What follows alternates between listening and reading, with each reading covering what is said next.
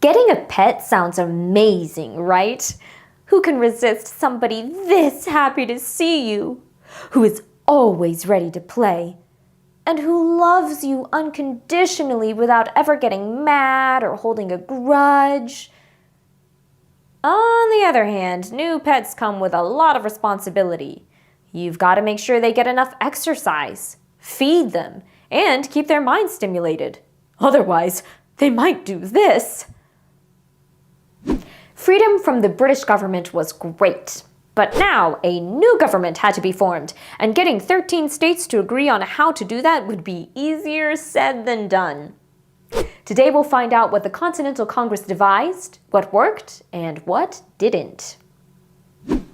Our learning goals are to describe the government created by the Articles of Confederation, list the successes and failures of the Confederation Congress, and summarize the events of Shays Rebellion.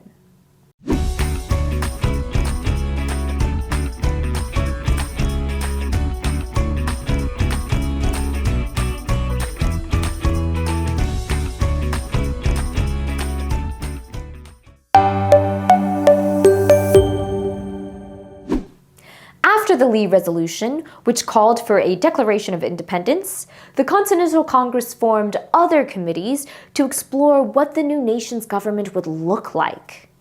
John Dickinson of Pennsylvania, who had opposed independence back in 1774, became the primary architect of the Constitution, or governing document.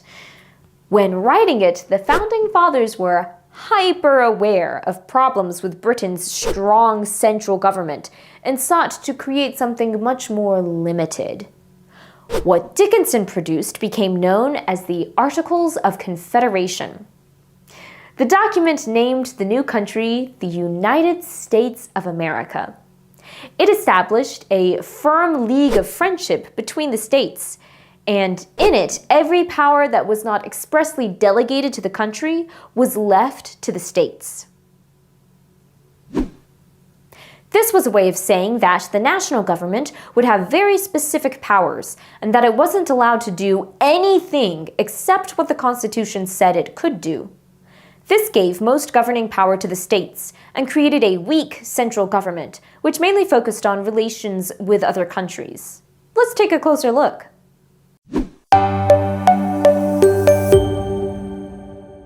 The new system had only one branch of government, the Congress of the Confederation. It had equal representation. Each state would get one vote. All states needed between 2 and 7 delegates to prevent any state from having a king-like figure representing them. The Congress was responsible for declaring war and peace, appointing generals and ambassadors, making treaties with other nations, and defense. The document also began a precedent of the states working together. For example, criminals that fled from one state to another were sent back to their home state for a trial. A citizen of one state was a citizen of the country. A license granted in one state, such as a marriage license or work license, was recognized in all states. And every state agreed not to use any powers given to the national government, like making treaties or declaring war. But there were some things missing from this system. The Articles gave no power to tax at the national level. There was no executive to carry out or enforce laws. It provided no courts to interpret the laws or settle disputes. And there was no peacetime military beyond manning defensive forts. In terms of how it functioned, a 2/3 majority was required to pass any law. And to amend or change the Articles, a unanimous vote was required. That means every single state had to approve it. This high threshold for approving laws and amendments was designed to promote a limited government, which only acted when everybody agreed it needed to act. Otherwise, the plan was for it to do very little. This way, they thought, people would be the most free. Pause the video here and review the government's powers and procedures in your guided notes. What do you think are some strengths and weaknesses?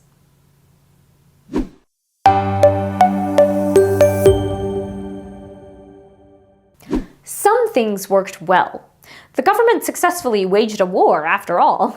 It signed the Treaty of Paris as an internationally recognized sovereign nation. And it passed the Land Ordinance of 1785 and Northwest and Southwest Ordinances of 1787. These laws created a procedure for dividing and organizing Western lands to be sold to citizens and created a path to statehood for newly settled lands. But there were many more failures than successes. The national government was too weak to enforce its laws. States were supposed to collect taxes and provide Congress the money it requested, but that didn't often happen. Similar issues were found in relation to regulating trade, currency, and inflation. Because the central government was weak, the United States struggled in negotiations with foreign countries as well. The Spanish blocked American ships from passing through New Orleans without paying taxes, even if they didn't stop to trade. The British also prevented merchant ships from traveling to their Caribbean colonies, limiting American trade and harming businesses that had thrived before the war.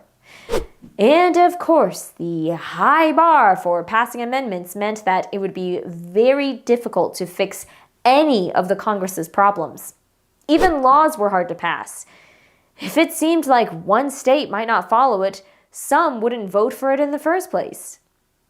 Critics of the new Constitution joked, "United States?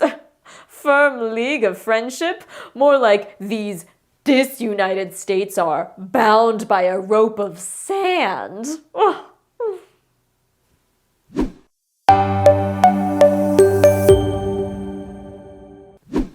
Despite being independent, the nation still had serious problems, and the weak Congress struggled to do anything, really, to fix them.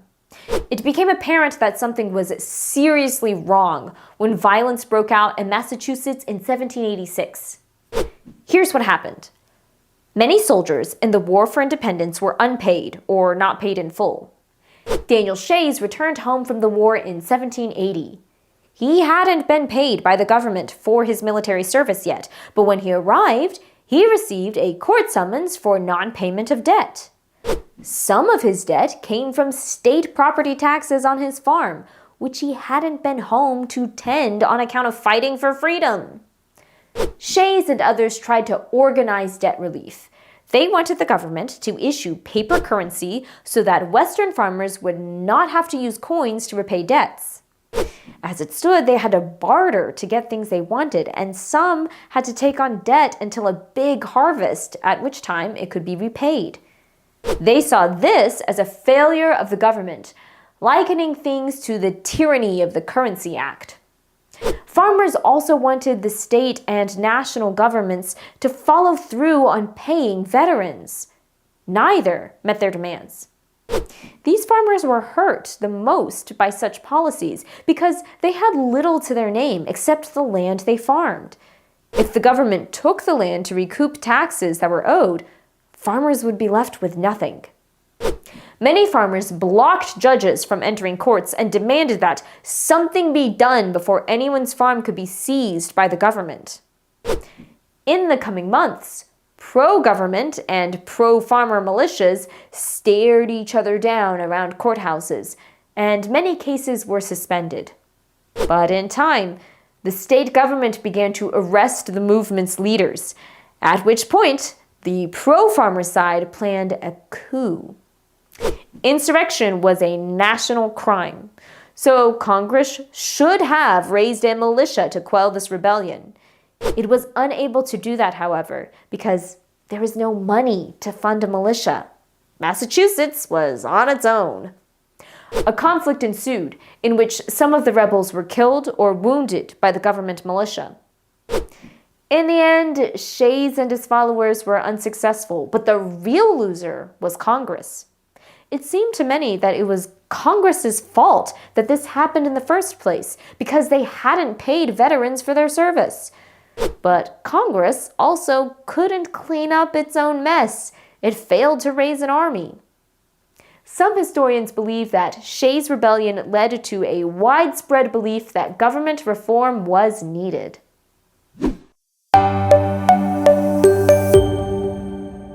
The Founding Fathers created a government during the Revolutionary War designed to be the opposite of the British government, which was too strong.